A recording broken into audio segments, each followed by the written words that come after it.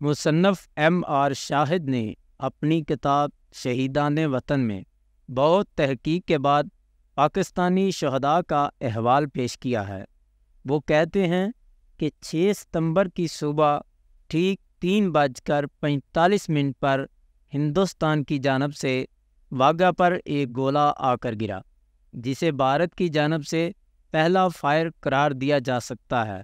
اس موقع پر SJCP post پر موجود platoon commander محمد شیراز چوکنا ہو گئے اور پوسٹ پر بھارت کی جانب سے مزید فائرنگ شروع ہو گئی۔ محمد شیراز نے جوابی فائرنگ کی اور یوں دونوں اطراف سے فائرنگ کا تبادلہ شروع ہوا، جو ستمبر کی تاریخی جنگ کی ابتدا تھی۔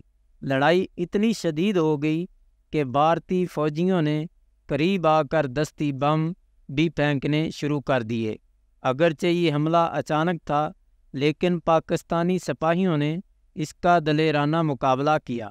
جب پاکستانی دستی بموں کی ضرورت پڑتی تو سپاہی رینگ کر کمک کے پاس آتے اور رینگ کر موجود سپاہیوں کو بم تھماتے تھے۔ اسی اثناء میں محمد شیراز دشمن کی گولیوں سے شہید ہو کر جنگ ستمبر کے پہلے شہید کا اعزاز حاصل کر گئے۔